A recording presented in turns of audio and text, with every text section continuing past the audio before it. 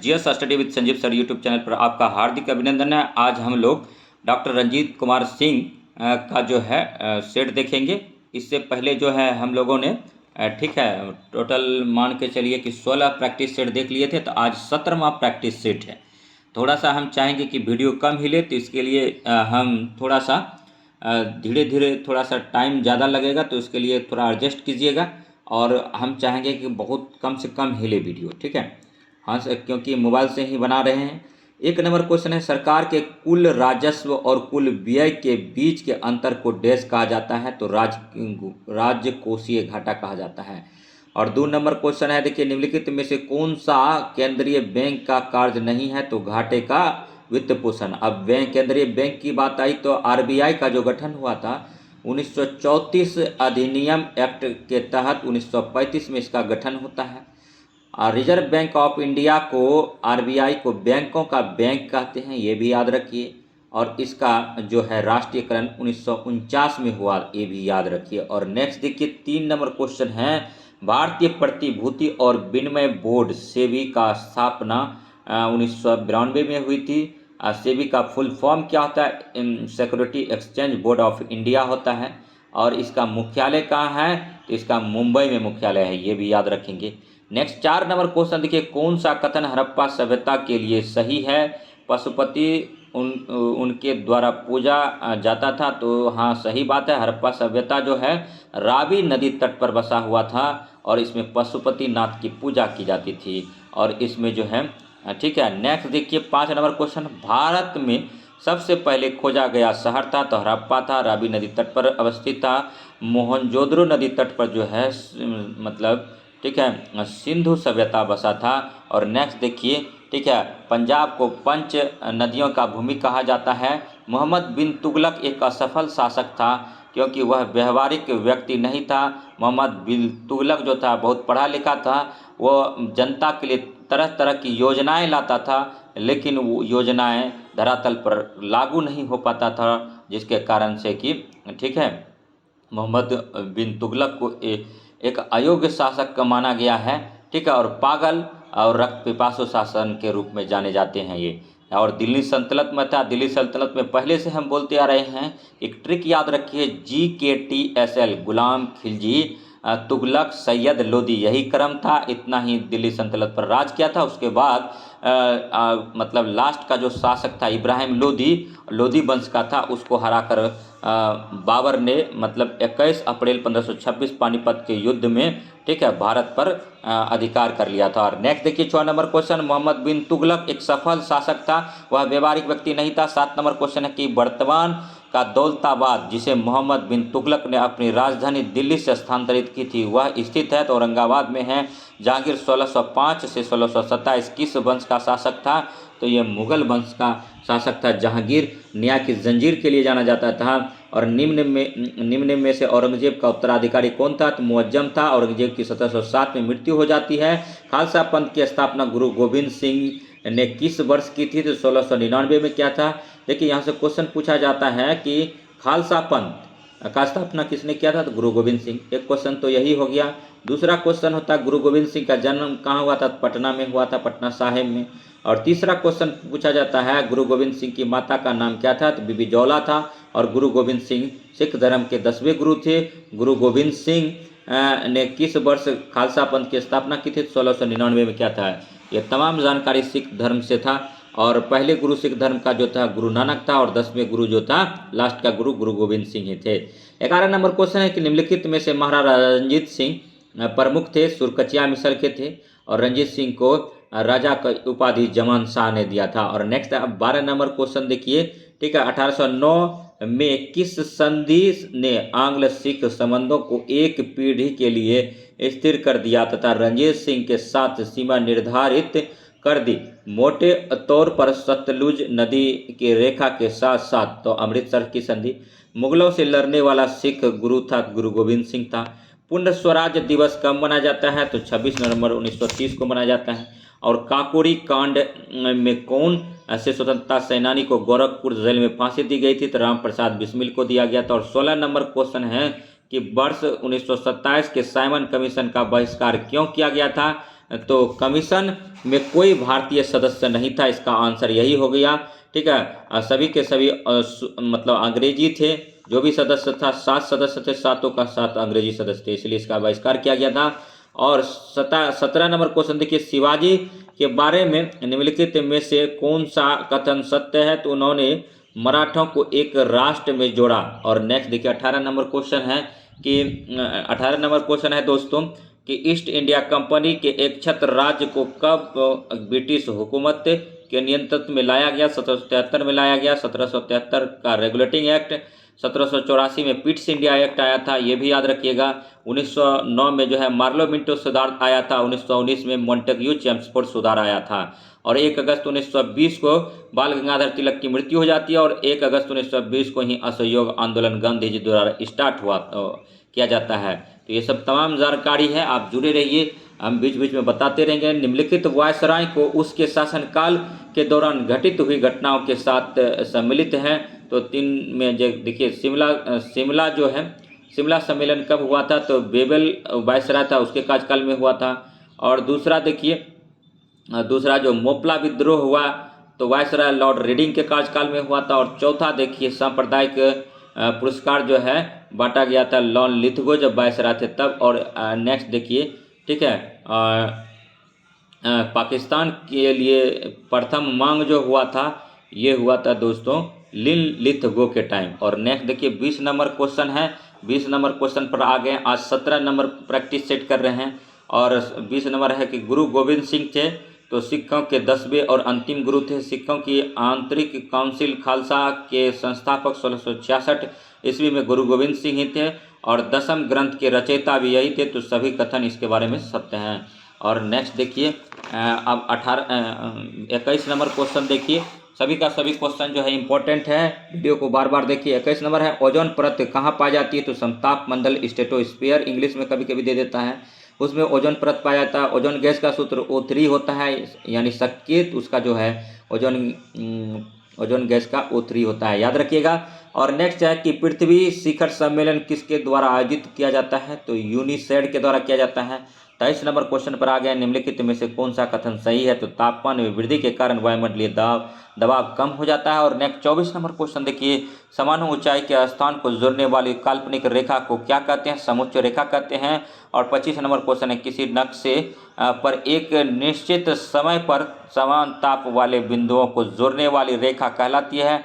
Isotherm कहलाता है। और 26 नंबर क्वेश्चन है दोस्तों, निम्नलिखित में से वह राज्य क्षेत्र कौन सा है जिसकी सीमा मिजोरम से लगी हुई है? तो नागालैंड है। नागालैंड की राजकीय भाषा जो है इंग्लिश है। और नेक्स्ट देखिए 27 नंबर क्वेश्चन है कि उससे पहले नागालैंड के बारे में बता दें कि हॉर्निवल फेस्टिवल जो है नागालैंड में मनाया जाता है। और नेक्स्ट देखिए 27 नंबर क्वेश्चन है कि भारत के उत्तर छोर से गुजरने वाला अक्षांश है तो 37 डिग्री है। और नेक्स्ट जो है 28 नंबर क्वेश्चन है, निम्नलिखित में से कौन सा राज्य झारखंड के साथ अपनी सीमा को साझा नहीं करता है? तो मध्य प्रदेश नहीं करता। मध्य प्रदेश को टाइगर स्टेट कहते हैं। मध्य प्रदेश में सर्वाधिक वन है। और परसेंटेज वाइज वन की बात करें तो मिजोरम में है। मध्य प्रदेश को सोया प्रदेश बोलते हैं, सोयाबीन का उत्पादन सबसे ज़्यादा होता है। सोयाबीन में 46 से 47% जो है प्रोटीन पाया जाता है। और नेक्स्ट देखिए, किस दिन को बिहार में गांधी दिवस के रूप में मनाया गया था? तो 15 जून 1944 को गांधी दिवस के रूप में मनाया गया था बिहार में। और कामाख्या मंदिर अवस्थित है तो असम में है। और नेक्स्ट जो है, कौन सा जिला राष्ट्रीय राजधानी क्षेत्र का भाग नहीं है? तो मुजफ्फरपुर नहीं है। मुजफ्फरपुर बूढ़ी गंडक नदी के तट पर बसा हुआ है। मुजफ्फरपुर शाही लीची के लिए फेमस है, लीची का एरिल खाते हैं। और नेक्स्ट देखिए 32 नंबर क्वेश्चन है, 32 नंबर क्वेश्चन है कि उत्तर प्रदेश के किस जिले की सीमा अंतर्राष्ट्रीय सीमा से लगती है? बहराइच का लगता है। और कामरूप वर्तमान में कहाँ है? तो असम में है। और नेक्स्ट जो है, सिक्किम से गुजरने वाला अक्षांश देश से भी गुजरता है तो राजस्थान से भी गुजरता है। सिक्किम एक पूर्ण जैविक राज्य है, ये भी याद रखिए। और 35 नंबर क्वेश्चन है कि निम्नलिखित में से भारत का कौन सा पड़ोसी देश स्थलबद्ध देश नहीं है? तो म्यांमार नहीं है। और नेक्स्ट देखिए, अस्थिर विनिमय दर को क्या कहा जा सकता है? तो लचीली विनिमय दर कहा जाता है। 37 नंबर, निम्नलिखित में से कौन सा लागत वक्र कभी भी यू आकार का नहीं होता है? तो औसत स्थिर लागत वक्र। और 38 नंबर है दोस्तों, इनमें से कौन सा कर प्रगतिशील कर का उदाहरण है? तो आयकर है। और नेक्स्ट 39 नंबर क्वेश्चन है कि पूर्ण प्रतिस्पर्धा के अंतर्गत कौन कीमत ग्रहीता होता है? तो फर्म होता है। और 40 नंबर क्वेश्चन है, भारत में राज्य कोषीय नीति का इनमें से कौन सा जो है मुख्य उद्देश्य नहीं है? अर्थव्यवस्था में तरलता बढ़ाना। और नेक्स्ट जो है देखिए, ठीक है, एक क्वेश्चन है कि वेस्ट बंगाल की सीमा कितने देशों से लगती है? तो 3 देश से लगता है। पश्चिम बंगाल की सीमा 3 देशों से लगता है। वो 3 देश कौन कौन है? भूटान है, नेपाल है और बांग्लादेश है। याद कीजिए, हम सारी चीज़ को आपके सामने रख रहे हैं ताकि एग्जाम में क्वेश्चन अगर पूछे तो सारा का सारा एग्जाम में क्वेश्चन पकड़ा जाए। संवैधानिक राजतंत्र का अर्थ है संविधान द्वारा प्राप्त शक्ति के अनुसार राजा के द्वारा शक्ति का प्रयोग। 42 नंबर है, भारत का दूसरा मुख्य निर्वाचन आयुक्त कौन था? तो के सुंदरम था। और 43 नंबर क्वेश्चन है कि चुनाव के दौरान राजनीतिक दलों और उम्मीदवारों द्वारा अनुपालन किए जाने वाली चुनाव आचार संहिता है? तो मान्यता प्राप्त राजनीतिक दलों के बीच स्वैच्छिक समझौता द्वारा सहमत। और नेक्स्ट देखिए 44 नंबर क्वेश्चन पर आ गए हैं, निम्नलिखित में से कौन सा कार्य निर्वाचन आयोग के कार्यक्षेत्र में नहीं आता है? तो भारत के प्रधानमंत्री का चुनाव करना नहीं आता है, क्योंकि ये जो है भारत का प्रधानमंत्री मतलब जो है, ठीक है, भारत के प्रधानमंत्री लोकसभा से ही जनरली चुने जाते हैं और इनको जो है बहुमत लोकसभा में सिद्ध करना होता है और उसी के बाद इनको प्रधानमंत्री, ठीक है, का शपथ कौन दिलाता है? तो भारत के राष्ट्रपति दिलाते हैं। याद रखिएगा, हमारे संविधान की प्रस्तावना में इनमें से किसका उल्लेख नहीं किया गया है? तो वयस्क मताधिकार का नहीं किया गया है। और 46 नंबर क्वेश्चन देखिए, संविधान निर्माताओं के दर्शन और आदर्श संविधान में हम कहाँ देख सकते हैं? तो प्रस्तावना में देख सकते हैं। प्रस्तावना में एक बार भी अभी तक प्रस्तावना में सिर्फ एक बार संशोधन हुआ है और 42वां संविधान संशोधन 1976 में जो हुआ था उन्हीं के द्वारा हुआ था। इसमें 3 शब्द जोड़े गए थे, याद रखिएगा। और 47 नंबर है कि भारतीय संविधान की 8वीं अनुसूची में भाषाओं की संख्या कितनी है? तो 22 भाषा है, जिसमें कि अंग्रेजी और भोजपुरी नहीं है शामिल।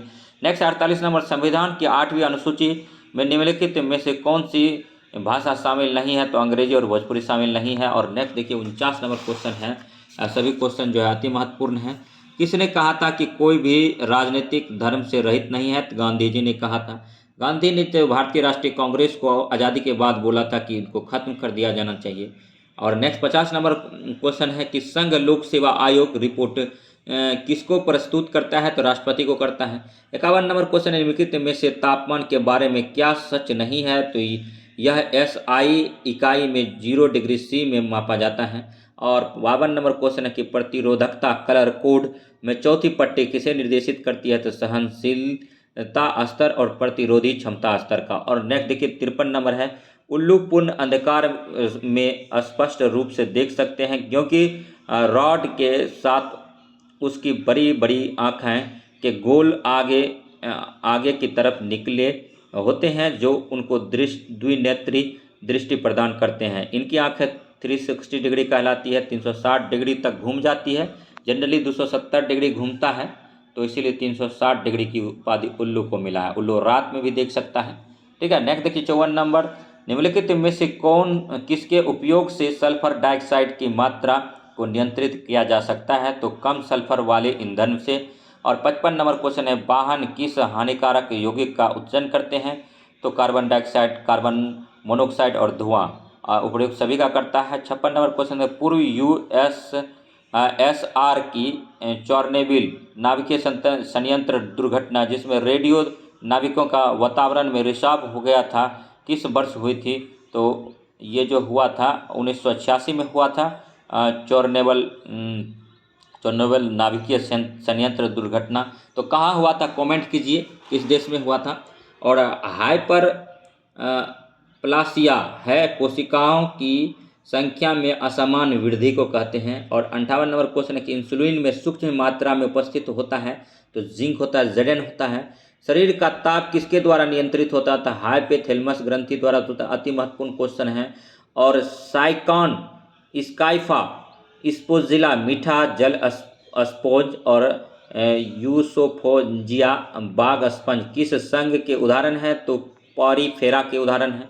61 नंबर है, द्वितीय गोलमेज सम्मेलन किस प्रश्न पर असफल रहा? सांप्रदायिक प्रतिनिधित्व पर।